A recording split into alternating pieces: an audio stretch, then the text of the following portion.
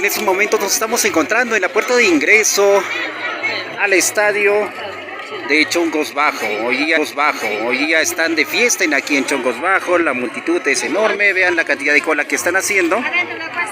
Y esto es para ingresar al estadio para ver el concurso que se está desarrollando hoy día.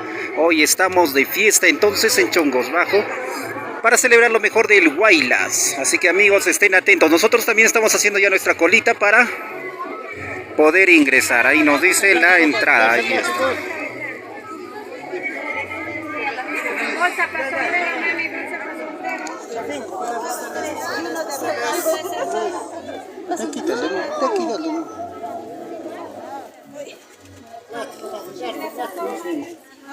Debe dos.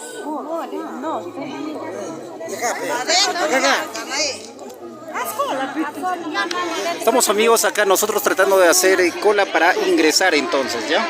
Estamos aquí. La entrada es de 5 soles, esto para ingresar al estadio. Amigos, vamos a ver todo el concurso, todo el acontecer entonces, ¿ya? Escríbanos en los comentarios, amigos.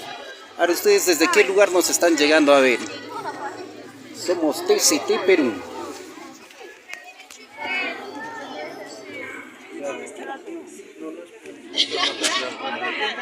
Pase, mamá, pase.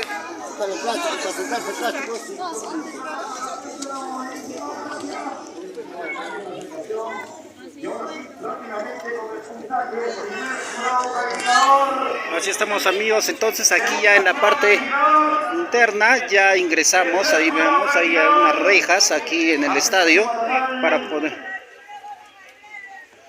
Ya. Estamos así entonces viendo amigos, para los que ingresan también al estadio ya pueden degustar ahí de la riquísima comida, ahí hay bróster, papas fritas, hamburguesas, comida rápida aquí amigos para todos ustedes. Somos TCT Perú amigos, ya estamos yendo aquí para transmitir lo que es este evento para ver el concurso de Huaylas en Chongos Bajo. Vean bien amigos, en las tribunas nomás nos vamos a poder parar. Vamos a ver. 261 puntos, muchísimas gracias. Atención, saludo muy especial para la doctora Marisol Aquino, Oscar Quispe, Juancito Rosas Vilches, Miriam Balín, financista de Vilches, muchísimas gracias. Señoras y señores,